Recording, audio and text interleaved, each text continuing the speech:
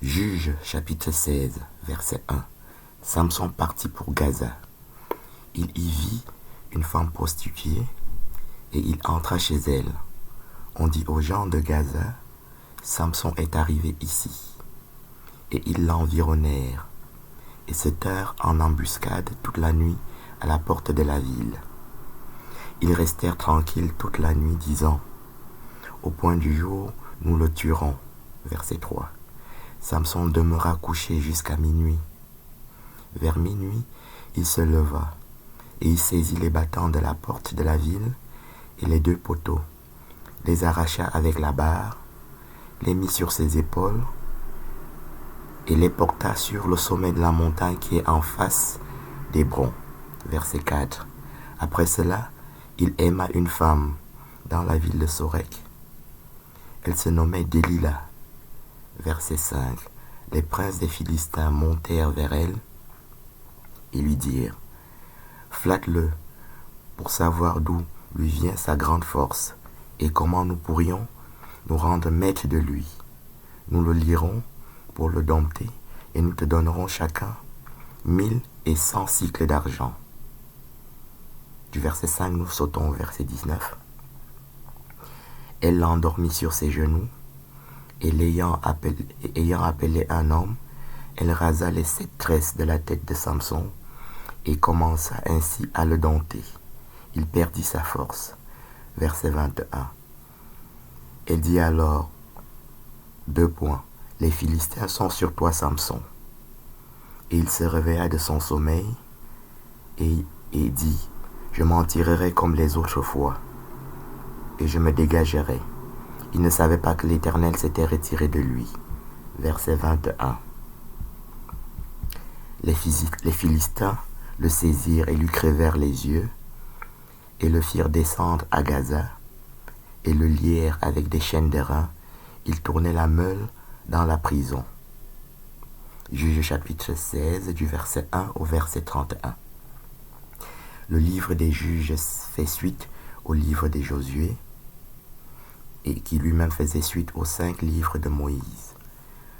Les 5 livres de Moïse sont caractérisés par l'exode de Moïse, qui commence dans le livre de l'exode et se termine dans le Deutéronome, qui est le 5e livre, qu'on appelle le Pentateuque. L'exode de Moïse dure 40 ans, et l'exode de Josué après Moïse dure aussi 40 ans. Ça prend 80 ans pour entrer dans Jérusalem. Et les juges sont des prophètes qui font suite à Josué et à Moïse. Et le gouvernement des juges dure 430 ans, tel que c'est décrit par Paul dans le livre des Actes des Apôtres au chapitre 13. Et nous sommes ici avec Samson, qui n'est pas un personnage de la mythologie, mais un personnage de la Bible, qui est un prophète. Donc c'est un personnage réel, comme Moïse, comme Josué que nous avons vu, comme David, comme Salomon et comme Jésus. Ce sont des personnages réels, ce ne sont pas des personnages fictifs. Nous avons ici 3 Gaza qui apparaissent. Et Samson et Délila, ce n'est pas de la mythologie, c'est donc des personnes qui existent dans la Bible. Dans le livre des juges, il y a, Juge chapitre 4, il y a par exemple Déborah qui est une prophétesse, qui est juge, et qui est une femme, et qui est une mère, et qui va à la guerre. Elle se présente ainsi. Moi, Déborah, mère en Israël, je me suis levé pour aller à la guerre. Dans le livre des juges, chapitre 4 et chapitre 5. Voilà. Les femmes sont d'ailleurs pas faibles dans la Bible. Voilà. Elles ne sont pas méprisées non plus. Esther est une prophétesse juive Benjamin. La reine Esther, qui a écrit le livre d'Esther. Ruth est Bethléemite aussi. Moabite et Bethléemite. Ruth, qui a écrit le livre de Ruth. Elle est prophétesse aussi. Elle est ancêtre de Jésus-Christ, ancêtre du roi David, ancêtre de Salomon, Ruth de la Moabite. Il y a donc Déborah aussi ici. Il y a Judith, la prophétesse. Voilà. Samson, Gaza apparaît à 3 reprises. Gaza au verset 1, Gaza au verset 2 et Gaza au verset 21. Au verset 21, on a Philistin, Gaza en un seul mot, sur une seule ligne, sur un seul verset. Ce qui concorde avec tout ce qu'on a vu jusqu'à présent, Gaza et Philistin. Le premier Gaza, nous n'avons pas de position pour le situer. Le deuxième Gaza, nous n'avons pas non plus de position pour le situer dans un seul verset. Le premier élément géographique qui apparaît, c'est Hébron, au verset 3. Et Hébron apparaît pour la première fois. Donc, premier Gaza, Gaza au verset 1, Gaza au verset 2. On n'a rien pour les situer. Mais on peut les situer en s'attachant au Gaza du numéro 21, du verset 21. Ça donnerait donc Gaza au verset 1, Gaza au verset 2. Philistin, Gaza au verset 21.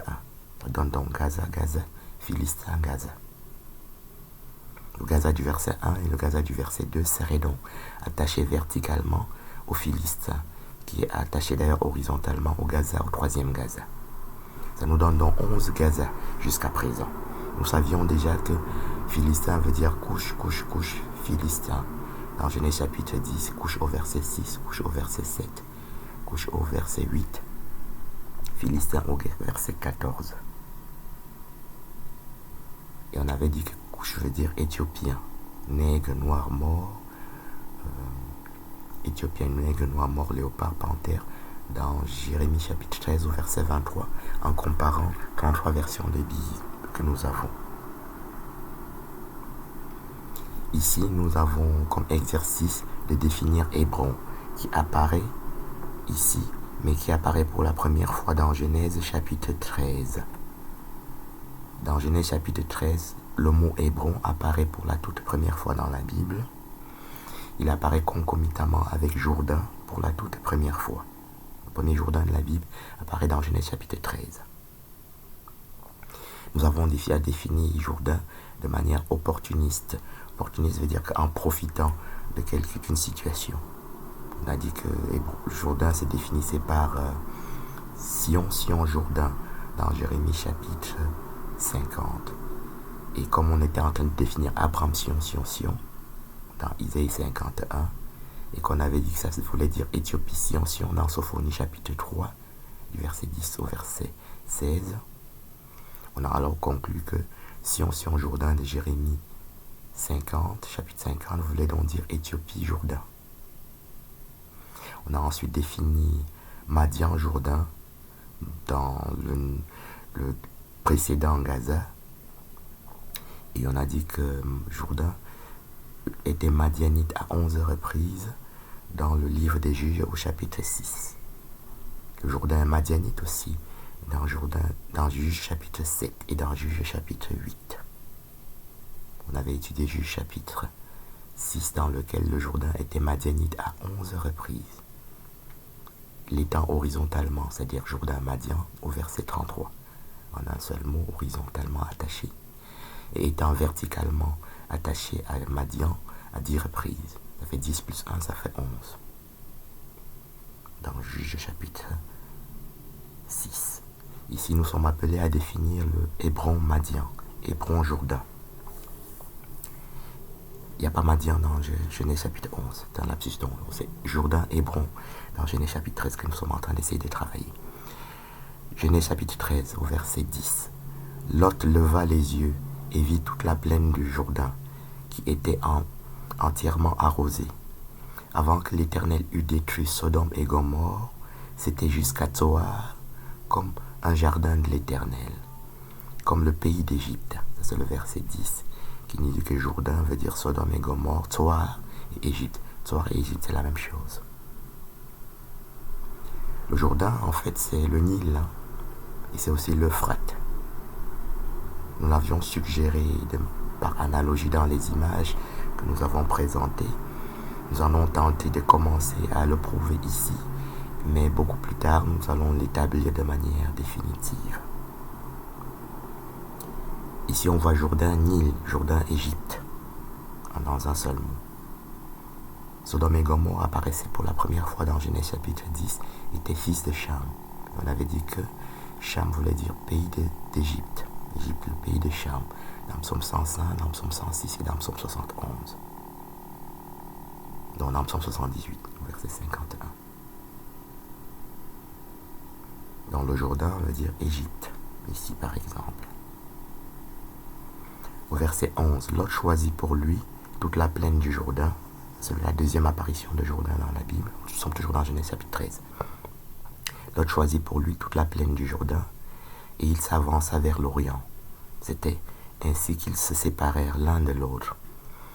Verset 12, Abraham habita dans le pays de Canaan et Lot habita dans les villes de la plaine et dressa ses tentes jusqu'à Sodome. Verset 18, Abraham leva ses tentes et vint habiter parmi les chaînes de Mamré qui sont près d'Hébron. Et il bâtit là un autel à l'Éternel. Abraham quitte Babylone dans Genèse chapitre 11, qui est la première apparition de Abraham dans la Bible. Genèse chapitre 11, du verset 10 au verset 26. Abraham apparaît au verset 26. Verset 10, on dit, voici la postérité de Sem.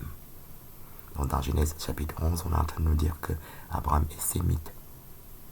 Dans Genèse chapitre 14, on dit Abraham l'hébreu. Genèse chapitre 14, verset 13. Abraham quitte donc Babylone dans Genèse chapitre 11 avec son père et son neveu Lot, le fils de son frère, et avec son épouse Sarah. Et dans Genèse chapitre 12, il s'établit à Canaan. Et c'est là qu'on avait étudié Canaan, Bethel, Haï. Genèse chapitre 12. Dans Genèse chapitre 13, Bethel, Haï apparaît aussi, en même temps que Hébron. Ce qui est important, c'est que nous voyons que Hébron et Jourdain sont cananéens en plus, puisqu'on voit Abraham, le pays de Canaan, au verset 12. Abraham habita dans le pays de Canaan, verset 12. Genèse chapitre 13, verset 12. Il installe ses tentes à Hébron, dans le verset 18, qui veut dire pays de Canaan, Hébron. Et nous avions vu qu'on disait couche, couche, couche, Canaan. Canaan au verset 15 de Genèse 10. Couche au verset 6, au verset 7 et au verset 8 de Genèse 10. Et Canaan apparaissant aussi au verset 15. Ça donne donc couche, couche, couche, Canaan. Genèse chapitre 10.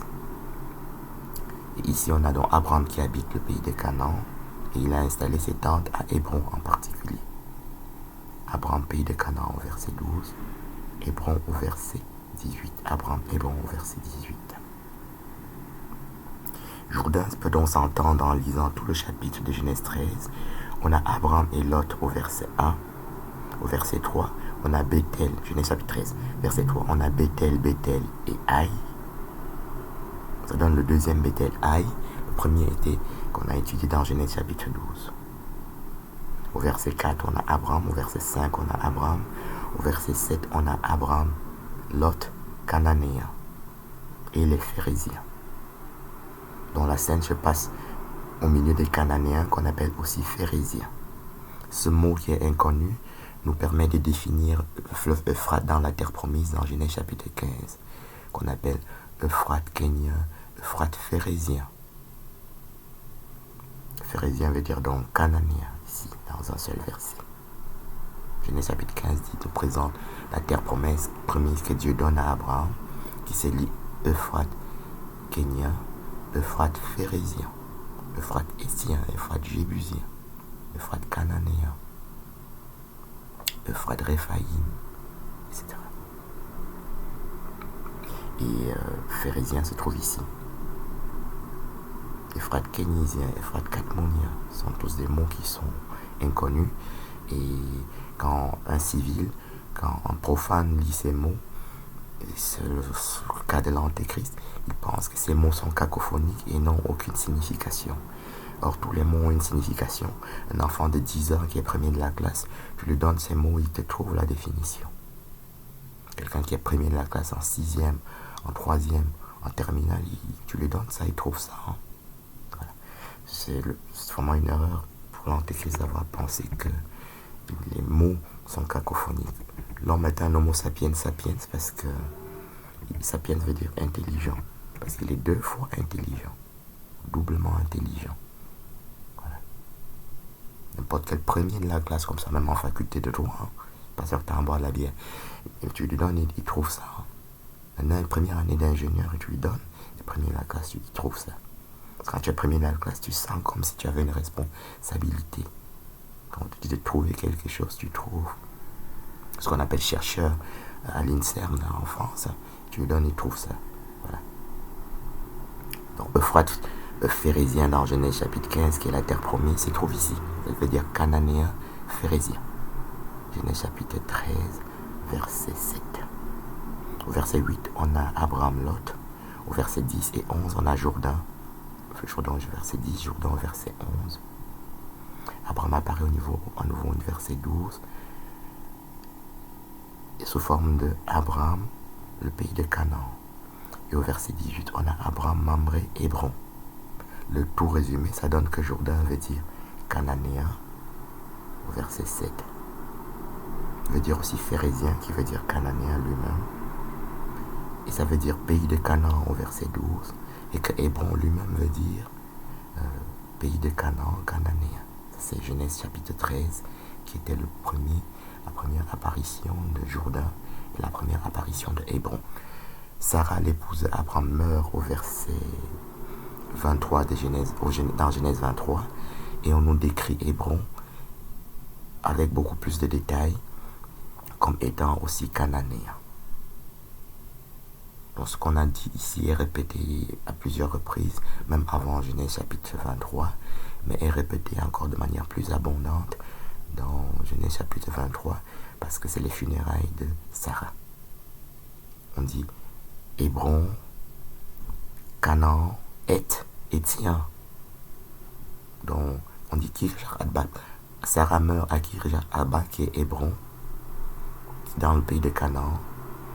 Et Abraham achète le premier sépulcre, le sépulcre des patriarches, au fils de Heth. Heth et Étien apparaissent plusieurs fois dans Genèse chapitre 23, qui est le tombeau des patriarches. Sarah est la première patriarche qui est enterrée dans Genèse chapitre 23. Après, c'est Abraham qui meurt et qui est enterré dans Genèse chapitre 25. Et puis, c'est Isaac qui meurt dans Genèse chapitre 35. Et puis, dans Genèse chapitre 49, c'est Jacob qui meurt et il est enterré. Et à cette occasion, Jacob nous rappelle tous les patriarches qui y sont enterrés, à savoir Sarah et Abraham et Sarah, son épouse, Isaac et Rebecca, son épouse. Genèse chapitre 49. Jacob rappelle tout le monde qui est enterré. Isaac et Rebecca, son épouse. Léa, qui est l'épouse de Jacob, qui est morte avant Jacob. Rachel, une autre épouse de Jacob, meurt à Bethléem, sur le chemin de Bethléem, et est enterrée à Bethléem sur ce chemin-là. Et n'est pas donc enterrée dans le sépulcre des patriarches. Mais dans Genèse 49, on nous rappelle que Abraham et Sarah y sont enterrés. Isaac, qui est le fils d'Abraham. Isaac et Rebecca, son épouse, y sont enterrés. Léa, épouse de Jacob, le petit-fils d'Abraham, y est enterré lui-même. Et Jacob meurt dans Genèse 49 et y est enterré lui-même. Et ça veut donc dire Canaan, Heth, Étien. Heth, c'est le fils de Canaan. On dit les fils de Canaan. Sidon, son premier-né. Heth et les Jébusiens. Heth, c'est le deuxième fils de Canaan, dans Genèse chapitre 10. Genèse chapitre 10, verset 15. Les fils de Canaan. Sidon, son premier-né. Heth et les Jébusiens. On avait vu dans Josué chapitre 15 que Jébusien voulait dire Jérusalem. Dans tout le livre des Juges, Jébus et Jébusien veut dire la même chose. Jébusien, Jérusalem. Qui sont cananéens. Qui se lisent donc couche, Heth. Couche, Jébusien. Couche, Canaan. Dans Genèse chapitre 10. Nous avions donc ici le Gaza numéro 9, le Gaza numéro 10 et le Gaza numéro 11. Nous avons étudié jusqu'ici 11 territoires de Gaza qui nous permettent de confirmer la conclusion que nous avions déjà prise jusqu'au chapitre précédent, que donc le conflit israélo-palestinien n'a aucun fondement biblique, parce que Gaza dans la Bible est couchite et il n'est pas palestinien, et que c'est une grosse erreur de l'Antéchrist et même de tous les autres protagonistes de ce conflit, y compris l'ONU, sont des abrutis qu'on trouve dans des endroits comme ça.